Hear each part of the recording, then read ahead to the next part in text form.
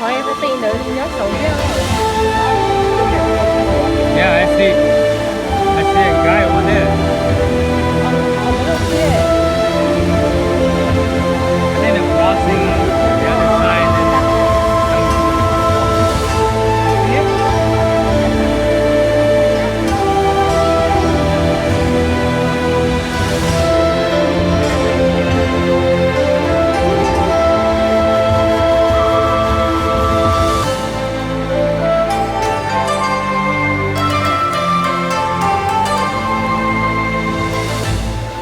Rồi tôi thì cô này đừng có cười đi đó.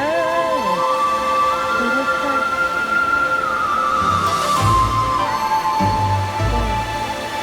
Nhưng mà vì chỉ xuyên thì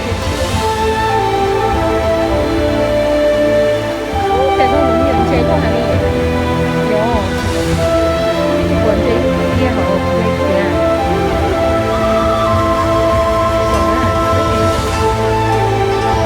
Yeah, I just got it wrong. It's really nice to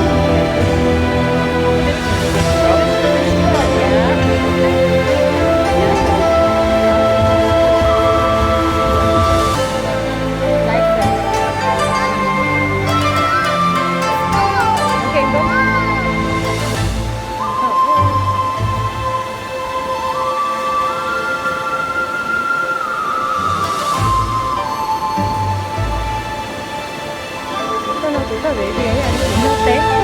Đi cứ cho nó về về xưa. Cho nên lúc mà nó cá nó cũng cho nó vô nó ăn xưa. Cũng chay ta đi. Không sao đi.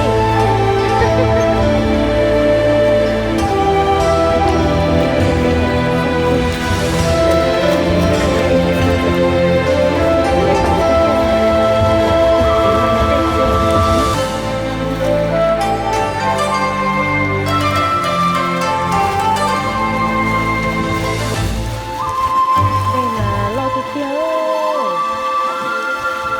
Con muốn câu của tôi nó nè, con muốn câu của tôi này. Xin gì đi. Đây sẽ là chống của tôi. Bán cũng rất là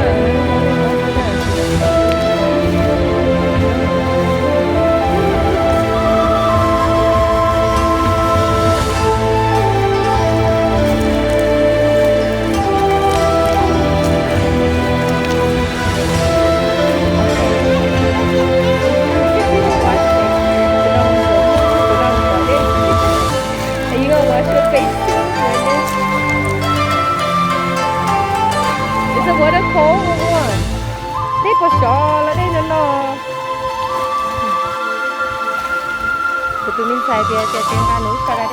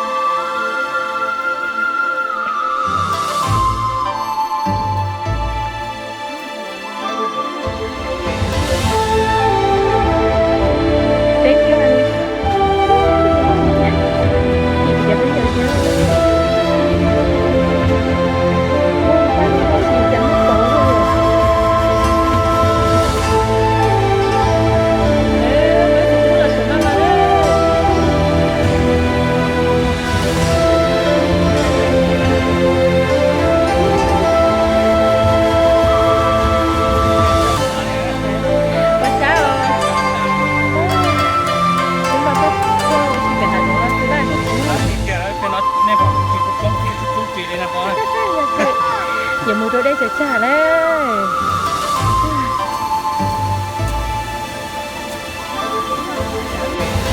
Cho kia này đây cũng trả ơi. Không giá.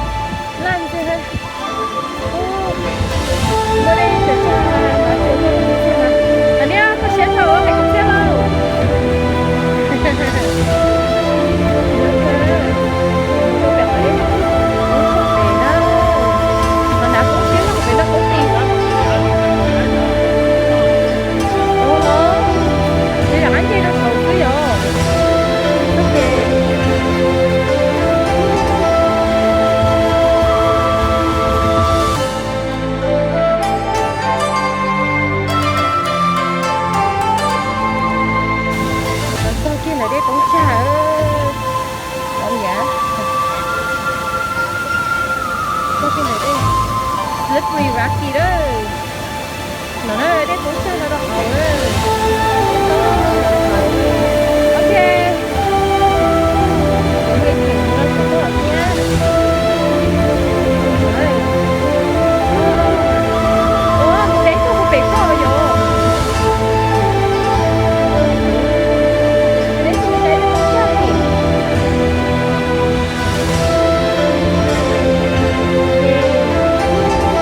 Wow, sao vậy chị hả?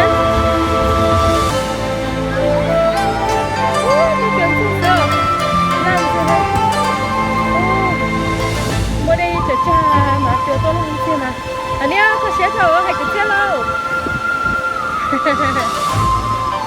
약간 연모도 병아리 엄청 되나? 나쁜 실력 배가 못인가?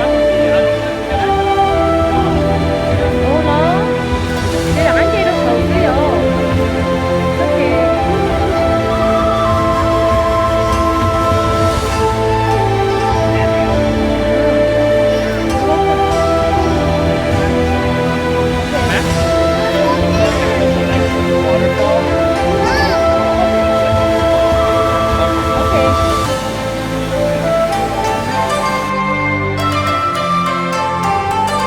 Chả nói ít chút rồi đi nữa. Nhớ rồi đi lại rồi. Chả biết kia. Thì chỗ đấy hả? Một chỉ đâu thông đó chỉ sao thôi. Đi đâu? Để ăn một chả. Đi đâu đi nữa? Nó bị ế. Đúng. Đi đây ơi.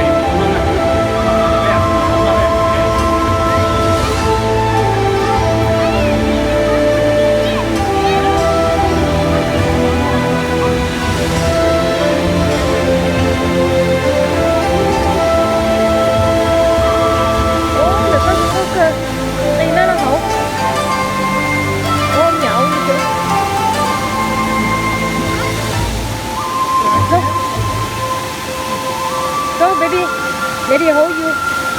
Hey, doggy. Okay, go here. Oh, yeah, we can go touch water here. Go.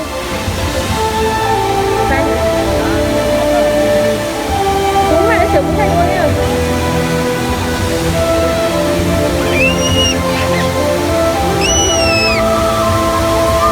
Đừng chết ra nhở.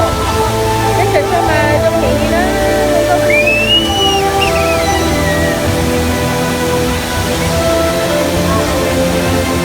Nó chết cái hồ rồi.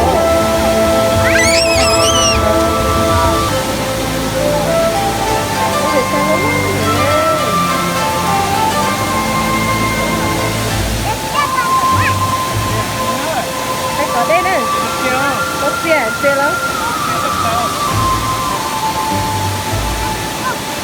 Beautiful, beautiful.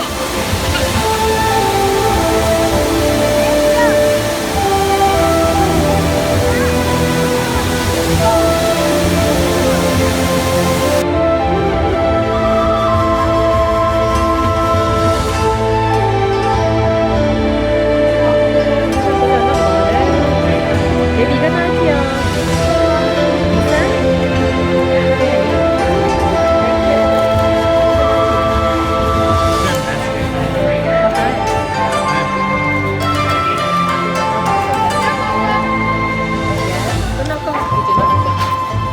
Baby, what are you eating? A really good burger. Okay. Ê, của nó. I might steal some wings. Của nó chỉ rainbow.